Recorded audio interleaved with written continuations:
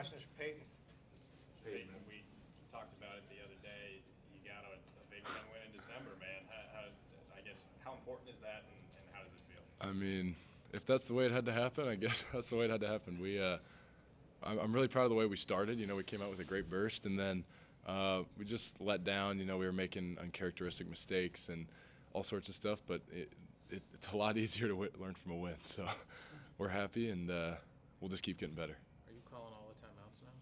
I guess. I mean, it didn't look good with what we had going, and Price claims that he pulled it back, so I believe him because he wouldn't miss like that. But we had talked about it a little bit in the huddle, and honestly, I thought I called it with more time, but we didn't need more time, so we're good. Did Frank give you credit? He said he did after the game in the locker room, calling the timeout. He did. Yeah, he shouted me out. I'll take that. I learned that from Connor. He always used to call timeouts and when I'd have shots, so I did it to Price. Can you attest how hard it is to hit a 35-foot fall-away shot? It's not easy. That's the simplest way to put it. But he's one of the best players I've ever played with, and he made it look easy. So, yeah, what he did is not easy, especially with what's on the line. When you saw it go up, did you think it was going in? It didn't look short. That's all I could see because I decoyed to the corner, and I was just praying that it went in. Peyton, I brought this up to Josh, but do you remember Jordan Bohannon's shot from about 5 years ago Yeah. against Northwestern? It was the same play call. Same play call? Yeah. By the way, it was the same final score in almost the same exact spot. Yeah, that's tough. Yeah, they got a really good team, and much respect to their big three guys who've been there forever: Martinelli and Barnheiser and Ty. All great guys. All had a huge impact on the game, and Coach Collins is someone I've respected for a long time. And that tough way to go out. They battled. That's a Big Ten game, and it feels good to get the first one under the belt, though. It's the hardest one to get. What did they do in the second half that got them back in the game? Yeah, they really offensive rebounded, and they were kind of tipping it to each other and doing all sorts of that. And then they were getting matchups and hit some really tough shots with their guys. And we got to be tougher defensively. But at the end of the day, we talked about forcing them into taking tough twos, and they really made a lot of them, and did a lot of really good things. They kind of controlled the pace. We were running in the first half. We couldn't run when we weren't getting rebounds. So, credit to them. They're going to win a lot of games in this league like they always do, and a tournament team last year. So, it feels good to get that one. There was a handful of these types of games last season that went down the stretch you guys didn't win. What do you feel like was different tonight? Yeah, I talked before the season, but we've kind of learned how to win.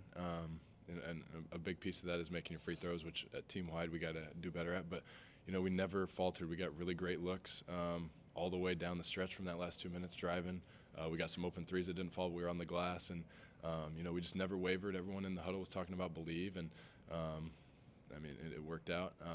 But even the Washington State game, we got big stops down the stretch and did a lot of good things to be able to win that game. And you're going to have to win close games, especially when you're not playing your best. We didn't have our best stuff tonight, but when you can win a Big Ten game without your best stuff and not doing some uncharacteristic things, that's always a good thing.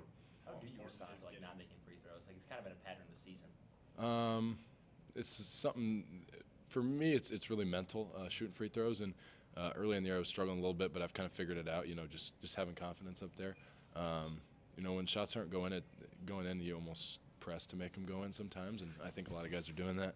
I have no doubt that we're going to figure that out. Maybe it's more pressure in practice. I don't know, but